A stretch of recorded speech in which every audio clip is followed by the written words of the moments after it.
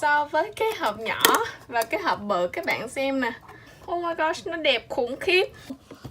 Xin chào tất cả các bạn, thì lại tiếp tục một video mở đồ chơi của mình ở Everything. Thì hôm nay mình có tổng cộng là 2 cái món mà mình vừa mới mua được ở trên Amazon.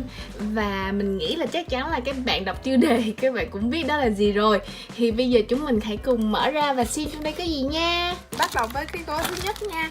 Thì lúc đầu á là mình đã không thể nào mà đợi tới cái lúc quay hôm nay để có thể ngồi xuống và quay cho các bạn, cho nên là mình đã mở ra trước một cái hộp như thế này. Và mình vừa mới mở ra thì mình cảm thấy là trời đất ơi, thật sự là mình có bị gạt hay không. Một cái pudding như thế này mình có giá tới 6 đồng, không thể nào tin được. Mình đã mở cái này ra và chơi rồi. Lúc đầu mình chơi rất là tệ, nhưng mà sau một ngày sau chơi nó tốt hơn rất là nhiều rồi. Bây giờ mình sẽ mở ra cho các bạn xem nha. Bên trong đây nó như thế này. Đó. Nó giống như là slime vậy đó. Tại vì á, mình coi ở trên Instagram ấy, thì mình thấy cái bạn đấy còn làm ra những cái tiếng bong bóng rất là hay trên cục này. Mà mình tưởng là cái này là slime. Và mình coi rất là nhiều video, nhưng mà không có slime trong nào mà nó vừa kéo ra xong rồi nó vừa đổi màu như cái này cả. Và mình mới hỏi em mình thì mới biết được cái này nó được gọi là pudding. Sau một ngày thì mình ngồi đây và mình cứ miết như thế này. Và cuối cùng mình đã biết chơi. Đây, các bạn chỉ cần kéo nó như thế này nè. Đó. Hai cái mối mà kéo vừa rồi nó dính lại với nhau, chứ không thôi nó không dính lại á, là nó sẽ bị tưa ra thành nhiều sợi.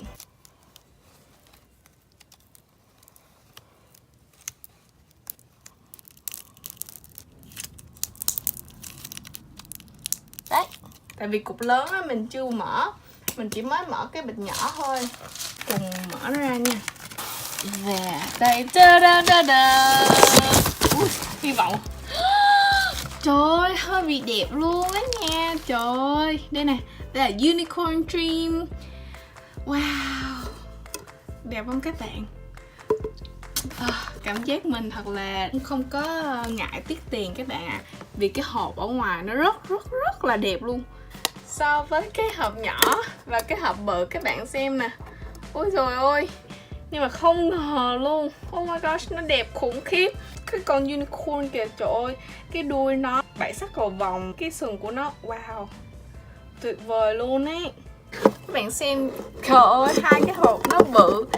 Cái hộp nhỏ này nè, mình mua có giá là 6 đồng, nhưng mà nó lại nhỏ rất là nhiều so với cái hộp này luôn á. Cái hộp này là mình mua tới 13 đồng, nhưng mà trời ơi, chất lượng, cái này là chất lượng rất là cao luôn nè, còn cái này là chất lượng rất là thấp luôn ấy.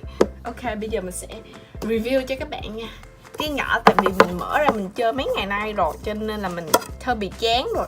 Còn cái này, oh my gosh,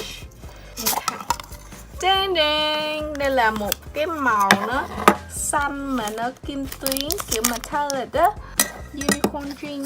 Tại vì những cái màu kia nó có rất là nhiều màu nữa, nhưng mà những cái màu kia thì đặt hàng nó hơi lâu, cho nên là mình quyết định là mình mua luôn cái cục này.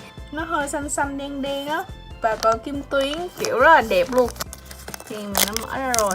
Ui, tiên. Đây. Wow. Mình thử coi cái này nghe có mùi không nha. Ui.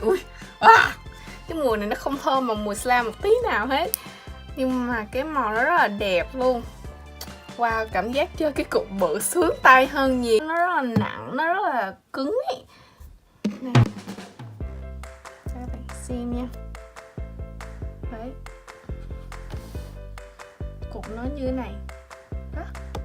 Nó cũng chảy giống như slime, nhưng mà nó không chảy nhiều bằng slime. Đó, các bạn thấy cái nào nó không?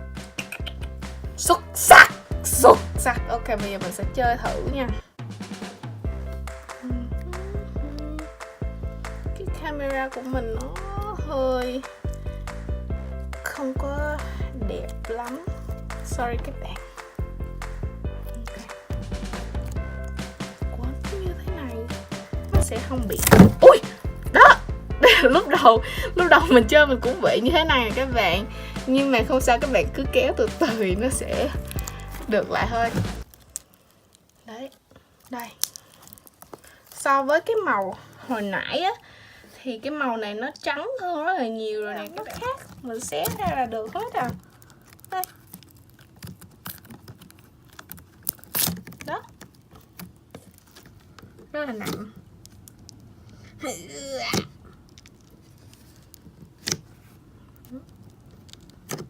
Cũng được nhưng mà nó rất là khó.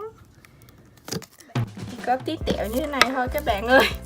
Cục này 6 đồng, cục này 13 đồng. Thì các bạn hãy nhớ là mua cái loại mà bự bự unicorn như thế này nha.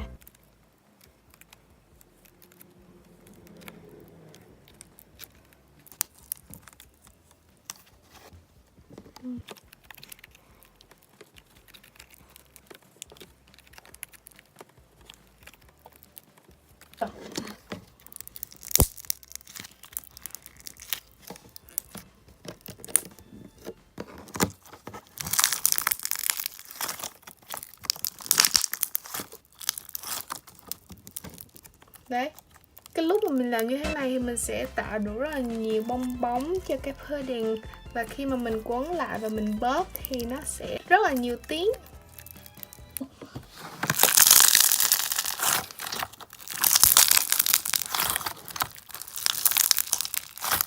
Nghe tiếng nó rất là đã tai luôn. Nhớ để lại một like, comment bên dưới cho mình biết. Và lần sau thì nếu như mà các bạn thích thì mình sẽ mua thêm nhiều pudding và chơi chung với các bạn nữa nha.